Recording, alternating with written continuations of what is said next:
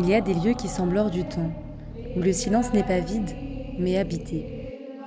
Le monastère d'Anoubine est l'un d'entre eux. Classé au patrimoine mondial de l'UNESCO, il fut le refuge des patriarches et des persécutés pendant des siècles. Depuis plus de 30 ans, des religieuses maronites y vivent, non pas pour fuir le monde, mais pour mieux s'y relier, autrement. Qu'est-ce que cela signifie aujourd'hui, consacrer sa vie à la foi ?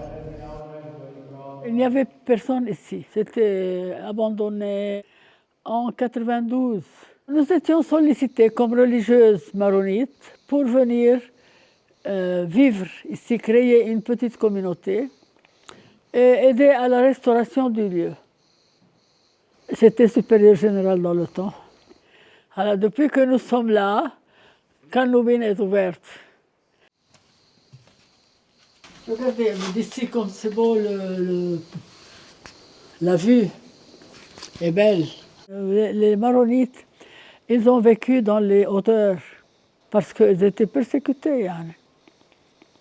Toute l'église est dans la grotte parce que c'était pour se protéger. Alors, derrière l'église, il y a tout un couvent. Anoubine a abrité une vingtaine de patriarches maronites entre le XVe et le XIXe siècle. Cette église a été remoulée par les femmes maronite. Sœur Marie-Albert est là toute l'année, depuis des années.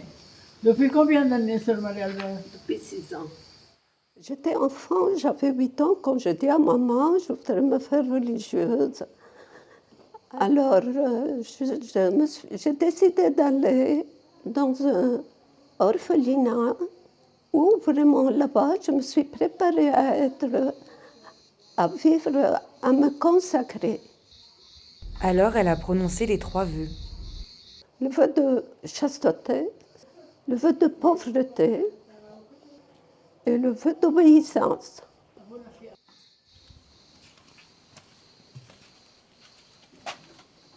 C'est la petite chapelle où nous avons notre messe quotidienne, et où nous avons notre office religieux. On vient lire l'office religieux le matin, midi et soir. Ici, la prière rythme tout, et dans cette routine, les sœurs trouvent leur ancrage. C'est une forme de résistance à l'agitation du monde. La 16 n'est pas une exception, elles vivent loin du confort moderne, mais sans en faire un rejet. Alors, ça c'est ma chambre. Une petite cellule avec une fenêtre. Et c'est tout. Elles sont retirées et pourtant jamais seules. Oui, mais parfois nous accueillons, il y a les prêtres, les religieuses, parfois nos parents.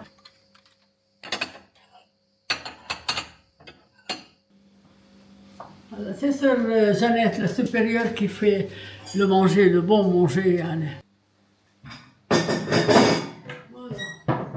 C'est notre travail quotidien.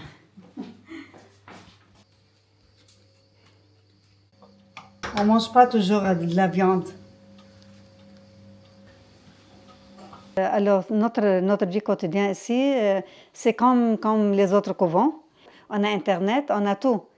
Mais l'important, ce n'est pas que tu as l'Internet, tu as tout.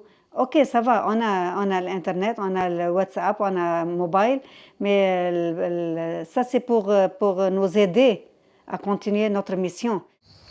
Oui, il y a des gens qui vont venir après-midi. Alors, il m'a envoyé un message pour voir à quelle heure. On a 8 chambres pour 24 personnes. La semaine passée, il y avait ici 70 personnes. Il y a dans les chambres, dans le corridor et dans les grandes salles dehors, avec un sac à couchage. Mais ce mode de vie attire de moins en moins et sœur Jeannette peine à trouver des repreneuses. Mais maintenant, comme vocation, il n'y a plus. Ça, c'est le problème. On ne sait pas pourquoi. Génération, c'est un peu difficile maintenant avec les médias, avec tout ça. C'est un grand problème. Pas de sœurs.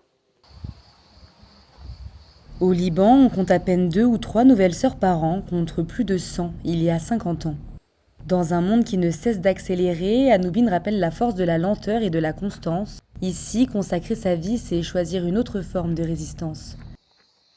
Face au déclin des vocations et à l'érosion du patrimoine, la question se pose : que deviendront ces lieux si plus personne n'y veille ?